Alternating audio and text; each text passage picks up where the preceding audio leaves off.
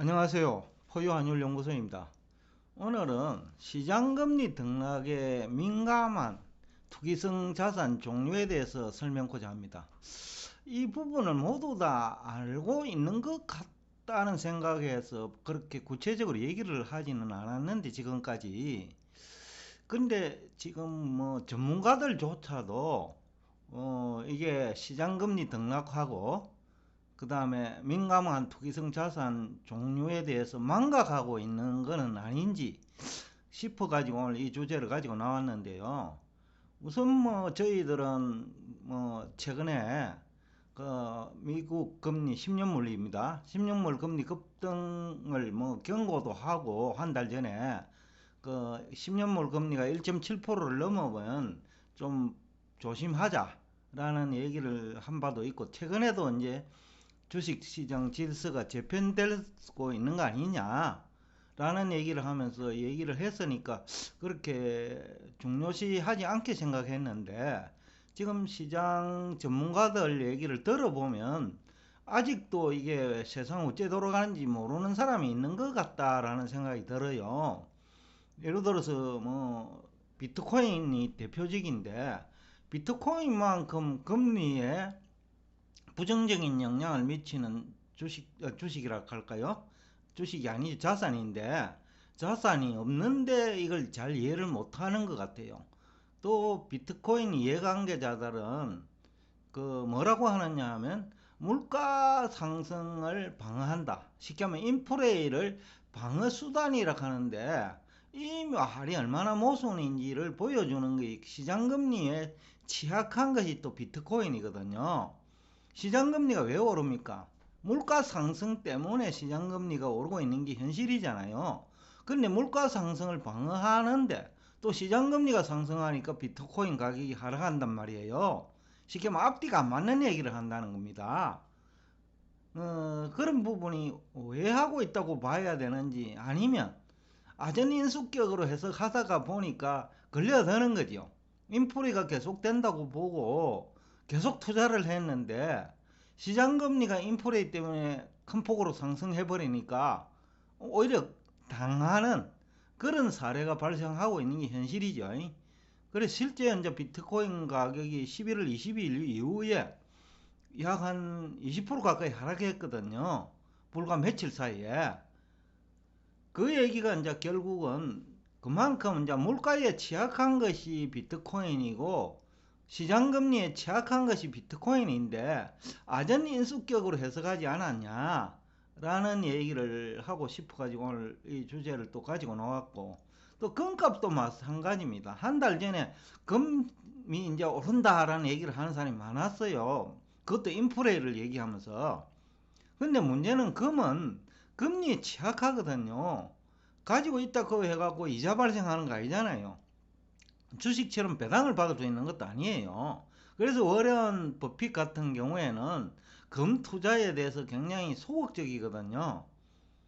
그러니까 이제 금이 가지고 있는 한계가 어떻게 보면 물가에 그 과거에는 이제 돈이 많이 풀리면 금값이 오히려 상승하는 것이 금본위제도 성격상 당연했지만은 지금은 적당하게 물가가 오르거나 또 적당한 물가 상승 때문에 금리가 상승하면 오히려 금은 그 투자 손실 발생 확률이 높은 그 분야의 투기성 자산이에요. 재테크 대상이니까 지금은. 그래서 이제 11월 20일이 이제 금리가 급등하는 날짜인데 그 이후에 한 7% 하락했죠. 뭐 금값 하락도 어떻게 보면 당연하다라는 얘기를 할 수 있겠고, 기술주는 저희들이 뭐 몇 차례에 걸쳐서 얘기를 했으니까 기술주 중에서 이제 금리 상승에 취약한 종목들이 많거든요. 그거는 미국 나스닥 시장도 마찬가지고 우리나라 코스닥 시장도 마찬가지예요.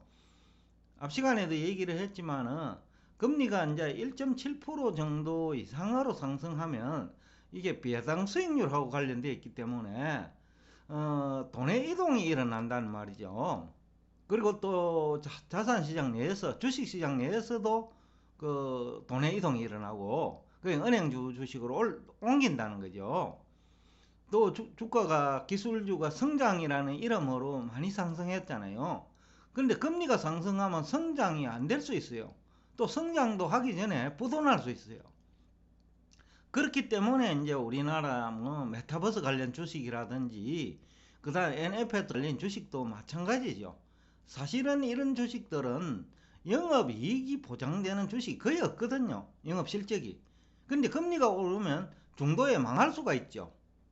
그러니까 이런 주식들이 항상 위험한 겁니다. 금리 상승 국면에서.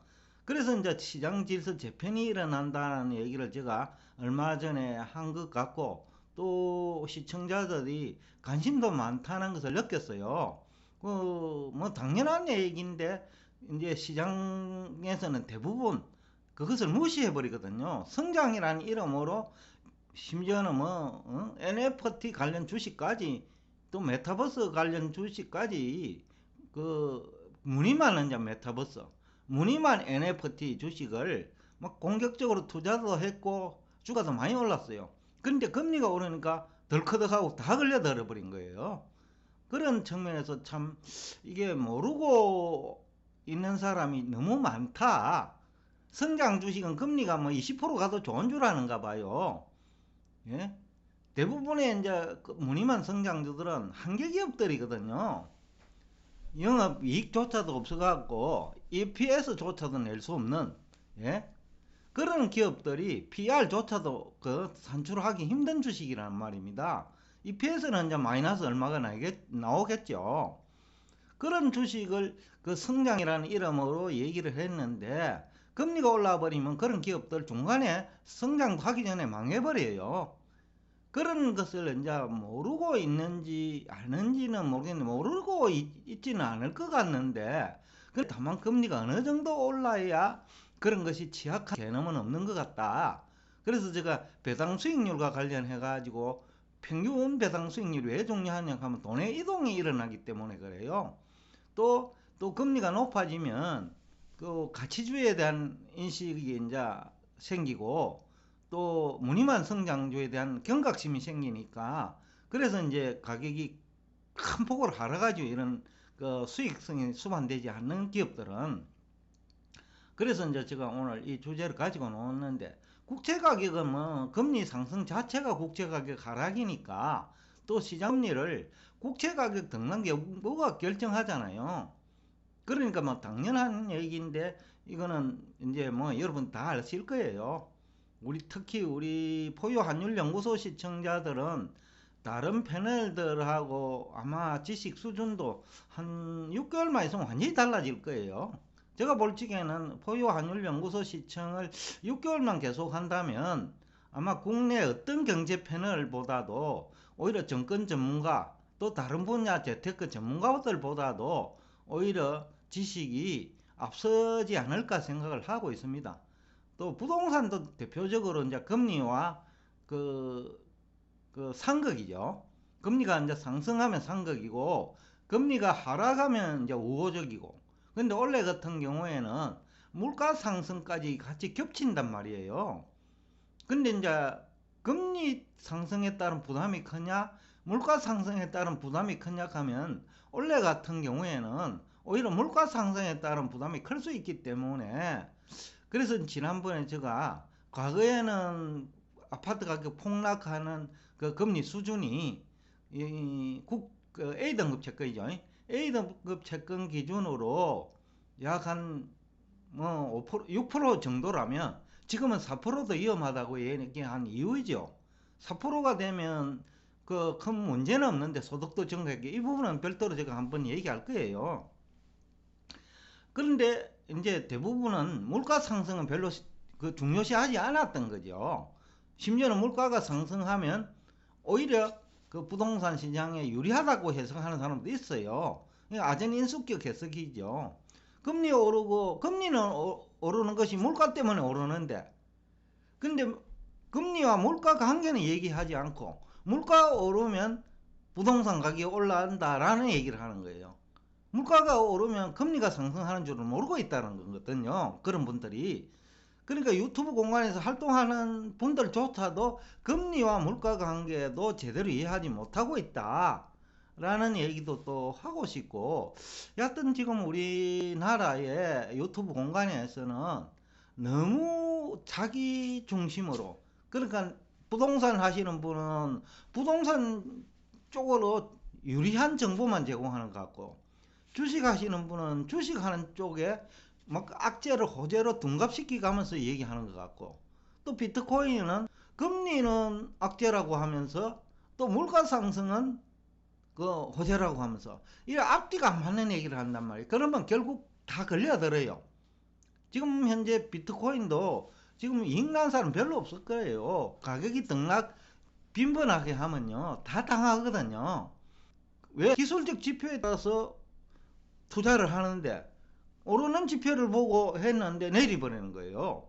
금리가 어느 날 갑자기 올라 버리니까. 그렇게까지 같이 보면서 하면 그나마 위험은 작는데, 주식시장에서도 주가 지수가 올라도 당하고, 비트코인도 가격이 올라도 당하고, 부동산 가도 당하고, 그런 일이 빈번한 겁니다. 주식시장도 성장주라는 이름으로 메타버스도 투자하고, 그 다음에 NFT에도 투자하고 했는데 금리가 어느 날 올라 버리니까 그냥 다 당해버리는 거죠. 그런 일이 이제 비일비재하다. 그래서 저희들이 이제 가능한 ETF 상품에 투자하라. 그 ETF 상품도 한국에는 다수가 이런 지식이 없어요. 그래서 제가 우리 연구소 이 그림 있잖아요. 우리 홈페이지 그림 매번 가지고 나오는데 이거를 보면 너무나 당연한데 대부분의 이제 전문가들은 그것을 간과하고 있거나 아니면 뭐 모르고 있거나 이런 것 같아요.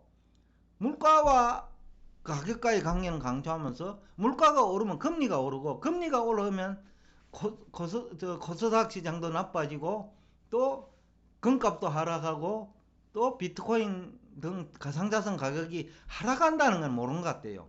그러니까 상호작용 관계를 모른다는 거죠. 그래서 이제 다들 이제 가격이 상승해도 당하고 가격이 하락해도 당하고 그런 일이 반복되는 것은 아니냐 싶어서 오늘 제가 이 주제를 가지고 나왔습니다. 그 다음에 이제 그 부동산의 경우에는 황금성 문제도 이제 다시 한번 제가 아마 뭐 지금 후보님께서 아마 같이 방송을 한번 해보면 어떠냐라는 얘기가 뭐 아직까지 확정은 안 됐는데 그런 얘기가 들리고 이래 가지고 저희들도 뭐 아직까지는 뭐 우리 연구소 이름이 포유니까 그런 측면에서 누구든지 후보면 그 뭐 얘기는 하겠다라는 취지는 뭐 맞아요. 결국 시청자들을 위한 방송이니까 또 잘못 알고 있는 부분을 그 짚어주는 그런 측면에서도 우리가 회사 이름이 포유니까 제대로 알고는 하자. 그런 측면에서 얘기를 하기 때문에 그때 아마 주택 얘기는 또 별도로 한번 얘기할 거예요. 금리와 관련 문제, 가계부채 문제.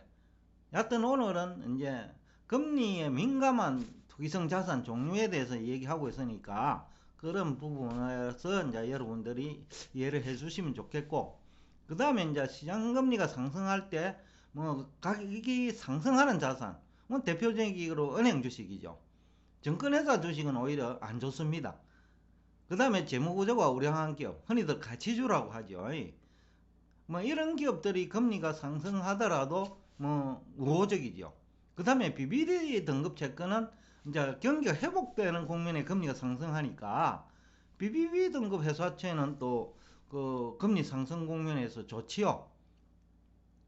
그러니까 이제 신용 등급도 상향 조정에 대한 기대감도 있고 그런 측면에서 이제 금리 상승 국면에서 그 우호적인 주식과 자산, 또 금리 상승 국면에서 비우호적이거나 가격이 큰 폭으로 하락할 수 있는 주식들 또 자산들을 가지고 오늘 여러분과 대화를 했습니다. 오늘도 끝까지 경청해 주셔서 대단히 감사합니다.